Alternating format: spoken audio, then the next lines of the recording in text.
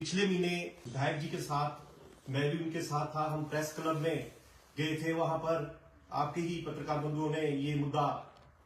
उठाया था और उसी दिन विधायक जी ने प्रेस में भी कहा था और सब लोगों को कहा था, अपने डिपार्टमेंट को भी कहा था कि इसमें जो भी भ्रष्टाचार इस जल शक्ति विभाग में जिस व्यक्ति ने भी किया होगा उसको बख्शा नहीं जाएगा। और उसके बाद आपने देखा होगा कि जैसे ही ये मुद्दा गरमाया, हमारे विधायक जी ने हमारे जो जल शक्ति विभाग के मंत्री है और उप मुख्यमंत्री श्री मुकेश अग्निहोत्री जी से बात की और तुरंत प्रभाव से जो 10 अधिकारी है उनको सस्पेंड किया गया। मेरे ख्याल से ये इतिहास में पहली बार हुआ होगा कि जब भी कोई भ्रष्टाचार का इस तरह का मुद्दा सामने आता है और उसी विभाग ने, अभी जांच चली भी नहीं थी लेकिन पहले ही उन्होंने 10 अधिकारियों को सस्पेंड कर दिया। और उसके बाद जो मांग उठी और हमारी सरकार और हमारे विधायक जी ने विजिलेंस के लिए ये इंक्वायरी कर दी है। और आपने देखा होगा पिछले दिनों विजिलेंस की इंक्वायरी चली है और उनके जो यहाँ पर जो उनके अधिकारी हैं वो अपना काम कर रहे हैं। और मैं आपको आपके चैनल के माध्यम से पिछले 2 वर्ष की बात कुछ आपके सामने रखना चाहता हूं कि जब से माननीय विधायक कुलदीप राठौर जी ठियोग में आए, हमारे बहुत सारे विकासात्मक कार्य जो ठप पड़े थे उसमें तेजी आई। चाहे आप पानी की स्कीम, जो कुरपम खड्ड की स्कीम है, वो कुरपम खड्ड की जो स्कीम थी, हमारी जो सम्मानीय नेता श्रीमती विद्या स्वरूप जी का एक सपना था, उन्होंने अपने कार्यकाल में उसको शुरू करवाया था, लेकिन पिछले 5 वर्षों में वो कहीं उसका काम 5 ठंडे बस्ते में चला गया था। लेकिन जैसे ही हमारे विधायक राठौर जी आए और उसका आपने काम देखा होगा, बड़ी तेजी से चला और कोटगढ़ के क्षेत्र में तो कुछ स्कीम स्टार्ट भी हो गई है। और जो इस बात को हम डिनाई नहीं कर सकते कि ठियोग में पानी की बहुत समस्या है। ये ठियोग जो हमारा क्षेत्र है, इसमें आज से नहीं कई वर्षों से जो पानी की समस्या रही है, इसको लेकर भी हमारे विधायक बड़े सतर्क है। और खासकर मैं ठियोग टाउन की बात करूं, ठियोग टाउन के लिए भी जो एक अमृत से हमारी जो एक स्कीम लगभग 17 करोड़ की करीब आनी थी, वो भी उसका काम भी अंतिम चरण में है। बहुत ही जल्दी वो ठियोग टाउन की जो हमें कमी पड़ती थी वो दूर हो जाएगी। और एक बात आपके समक्ष में और कहना चाहता हूं कि माननीय विधायक जी की तरफ से भ्रष्टाचार के लिए 0% टॉलरेंस है। उन्होंने पहले भी कहा है कि यहां पर किसी भी डिपार्टमेंट में कोई भी भ्रष्टाचार करेगा उसको बख्शा नहीं जाएगा, चाहे वो कोई भी किसी भी पार्टी से संबंध रखता हो, चाहे उनका कोई निजी व्यक्ति हो। जी थापर जी, जैसा आपने कहा कि विधायक महोदय का भ्रष्टाचार के लिए 0 टॉलरेंस जो है वो नीति है। ठियोग अस्पताल में भी कुछ इसी तरह के भ्रष्टाचार सामने आए थे, लेकिन उसमें कोई जो रिपोर्ट है वो अभी तक सार्वजनिक नहीं की गई। वो क्या मामला है, कुछ प्रकाश डालें इस बात पे। देखिए, जो आप अस्पताल की बात कर रहे हैं उसको लेकर विधायक जी ने पहले भी इंक्वायरी के लिए ऑर्डर दिए थे। उसमें एक एसडीएम साहब की अध्यक्षता में एक इंक्वायरी हुई थी। उसके बाद आपने देखा होगा पिछले दिनों एक लोकल फंड कमेटी जिसमें 5-6 विधायक यहाँ पर आए थे। स्पेशली वो 2 मुद्दों को लेकर ठियोग आए थे, जिसमें एक हॉस्पिटल में जो टाइल्स का मुद्दा था, भ्रष्टाचार का मुद्दा था, उसको लेकर वो टीम वहां पर भी गई, मौके पर गई और उसके आदेश भी दिए हैं, वो जल्द से जल्द उसमें कार्रवाई की जाएगी। और दूसरा आपने देखा होगा एक ठियोग में हॉस्टल का एक मुद्दा था, वहां भी बहुत सारी अनियमितताएं पाई गई थी। उसको लेकर भी जो कमेटी है वहां पर गई थी और उसमें भी हमारे विधायक ने बड़ी सख्ती से और उस पर कदम उठाया था। उन्होंने कहा था कि यहाँ जो भी भ्रष्टाचार जिस तरह का करेगा उसको बख्शा नहीं जाएगा। जी, एक मामला इसी तरह का, एक क्यार खड्ड में भी पाइप जो बिछाई गई थी, एक मामला वो भी बड़ा निकल के आ रहा है। उसमें जल शक्ति विभाग ने भी कुछ अपनी प्रेस नोट जारी किए हैं, उस पर क्या वक्तव्य है आपका? जैसे ही वो मामला सामने आया पाइप फटने का, उस पर भी तुरंत प्रभाव से, क्योंकि हमारे विधायक की अभी अपने इस से बाहर है, क्या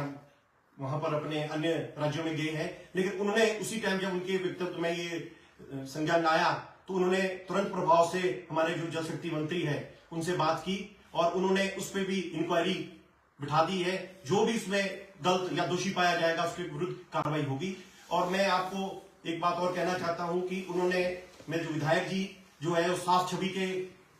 एक व्यक्ति है जिनका सिर्फ एक ही ध्येय है, उन्होंने ठियोग के विकास के लिए वो निरंतर काम करते आ रहे हैं। चाहे वो ठियोग में हम अब थोड़ी सी बात रखें, आपको सीवरेज की समस्या हो,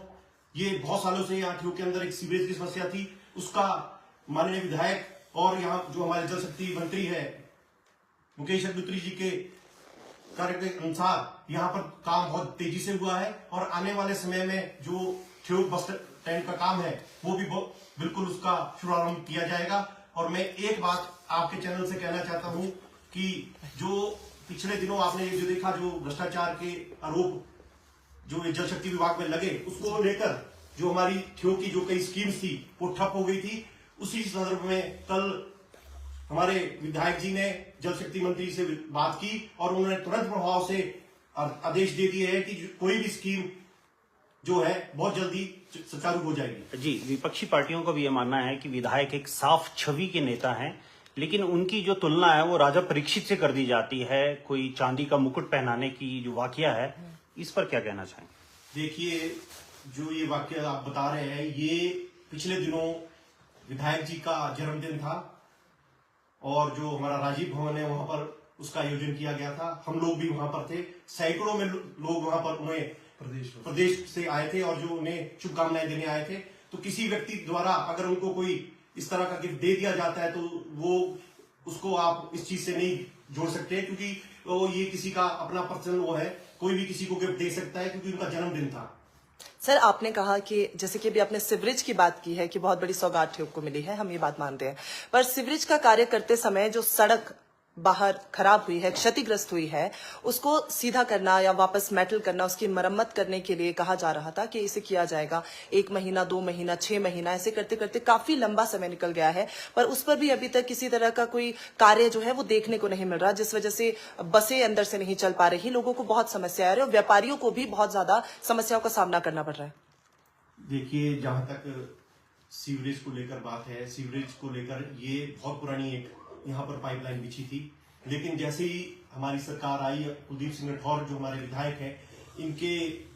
आदेशों के अनुसार यहाँ पर जो काम है बड़ी तेजी से हुआ और उसके बाद जो जनोघाट से लेकर रेघाट तक है जो ये नई लाइन बिछाई गई और उसके बाद इसको लेकर कुछ जो यहाँ पर जो विवाद हुआ कि ये रोड खराब है, लेकिन उसको लेकर भी उन्होंने अपने विभाग से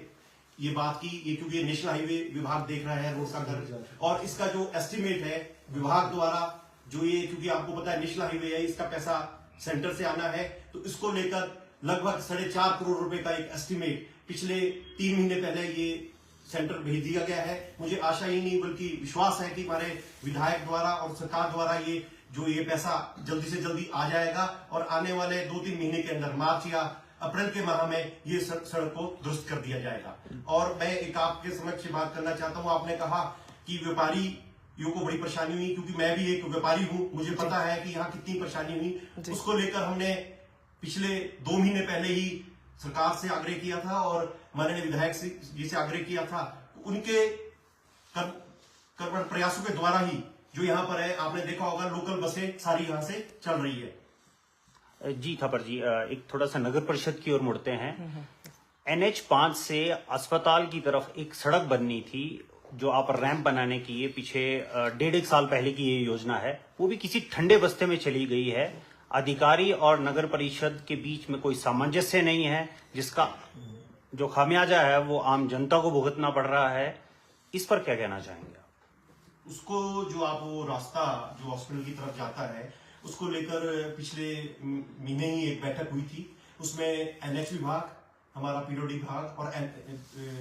नगर परिषद, हम तीनों की एक सामूहिक बैठक हुई थी। उसको लेकर हमने वहां पर डिमार्केशन भी करवाई है और जल्दी वहां पर एक जो हमने नगर परिषद के द्वारा एक रोड शेड बनना है उसको बना दिया जाएगा। सर, पिछले दिनों एक आखिरी प्रश्न, पिछले दिनों आपने जो ग्राउंड है वो खाली करवा दिया था बच्चों के खेलने के लिए, और उसके बाद हमने ये मुद्दा भी उठाया था कि वहां पर बहुत से शरारती तत्व आकर नशे का सेवन करते हैं और साथ में जो वहां पर सफाई करने वाले कर्मचारी हैं उनको बहुत ज्यादा समस्याएं झेलनी पड़ती है, और वो हमारे पास भी शिकायत को लेकर आए थे। हालांकि हम वहां गए और हमने देखा कि अभी भी वहां पर जो लोग हैं वो रात को बैठते हैं, आग जलाकर नशे का सेवन होता है और उनसे बदतमीजी भी की जाती है, और इस पर हमने जो है एक पूरी बात रखी थी, उनका पक्ष रखा था। इस पर किसी तरह कोई एक्शन लिया गया है या फिर वहां पर किसी तरह की कोई छानबीन की जाएगी, जांच की जाएगी और उन लोगों को थोड़ी सहायता मिले और ताकि जो बच्चे जिनके लिए ग्राउंड खाली किया गया है वो उसका पूरा इस्तेमाल कर सके? इस विषय को लेकर जब हमारे संज्ञान में ये बात आई, कुछ व्यक्तियों द्वारा इस तरह की घटनाएं की जा रही है, तो उसको लेकर हमने तुरंत प्रभाव से पुलिस विभाग को सूचना दी है और आने वाले समय में हम वहां पर सीसीटीवी कैमरे लगा रहे हैं